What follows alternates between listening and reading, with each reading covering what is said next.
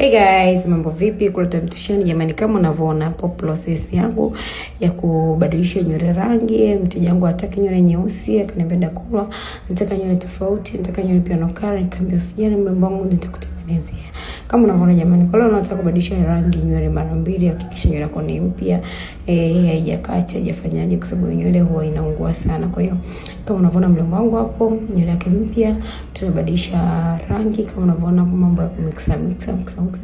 Jamani, ngoja niwaambie vitu vingi. Kitu kimoja, siri moja tunawaibia. Usimuone mtu anafanya kazi Instagram anaposti process jinsi anavyofanya ukajua ndo hivyo. Kuna vitu vingine hatuoneshi. Kwa hiyo usije karibu nywele yako ya mteja wako ukasema Dakula aliweka hiki na hiki tu, nilimuona hajafanya mara mbili mara ngapi. Hauwezi kuonesha process zote. Please zingatia ili huwezi kuonesha process zote. Kama unataka kitu ni bora ukajifunza kuliko kaangalia. Tunaona kuna watu mtu amekona amekuja kubandika Dakula, siku mbili tatu kafungua saluni na yeye anabandika. Kuna process ya kubandika ili mteja awe wako, kuna process za kubadilisha rangi ili mteja awe wako. Ukibadilisha rangi kila fluff nywele ya mtu unaweza kuiharibu. Ukibadilisha rangi utagombana na mteja, atakupotea kwenye maisha yako, hawezi kuja tena kwa sababu saluni zipo kibao pendo wako. Kwa jitahidi sana unapotaka kufanya kitu cha mtu, kwanza uwe unaweza. Cha kwanza, cha pili uwe unajua. Maana unaweza kuwa unaweza kwa kutizama tu, lakini kujua kwa kufanya.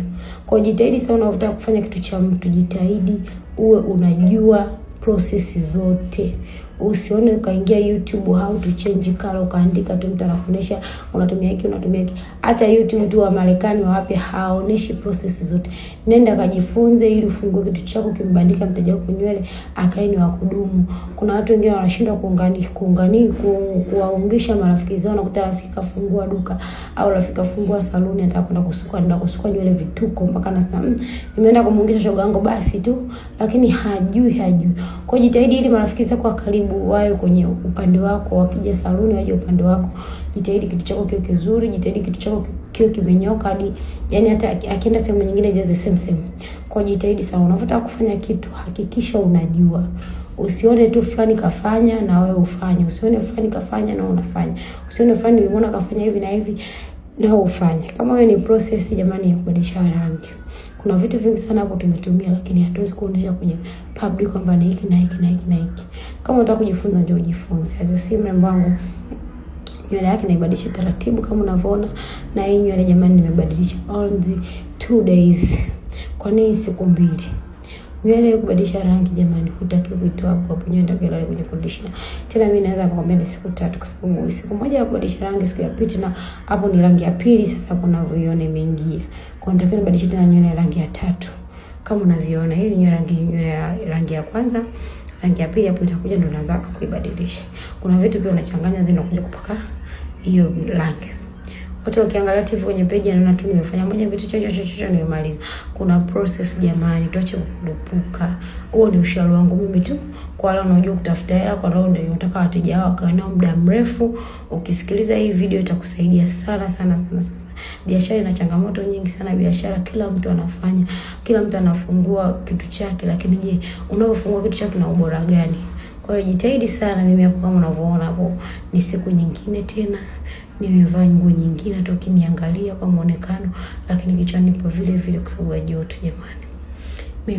Mimi wigi navaa lakini joto nikiwa kwenye kazi, hata kama nilikuwa nimebandika wigi nitalivua ili mradi kutengeneza kitu chako cha uhalali. Sio ni wakati kidogo tu hivi eti nasikia wigi langu litaharibika, sio nikiwa kwenye kazi kama hizo. Nataka niwe free kama unavyoona jamani. Process nyingine tunabadilisha kara jamani, bila kusahau matangazo yanapita kidogo. Osha nywele yako iwe safi, wadada tujitahidi kuwa wasafi. Kuna baadhi ya watu jamani nywele unakuta mtu anajifanya na haraka, anataka kubandika nywele hapo, nywele ni chafu.